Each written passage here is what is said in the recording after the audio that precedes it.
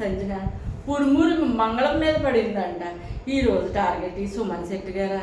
ఆయన అసలనే ఏ మూల కూర్చొని ఏ స్ప్రే కొట్టుకోవాలా, ఏ దోమలో కొట్టుకోవాలా, ఆ గాల్లో చూసుకుని ఈ గాల్లో చూసుకుని జనాల సింపతి సంపాదించుకోవడానికి పిచ్చోళ్ళగా అమాయకుళ్ళగా నవ్వుకుని ఆయన బతికేదో ఆయన బతుకుతుంటే ఆయన బతుకులో మట్టిపోతావేంటమ్మా?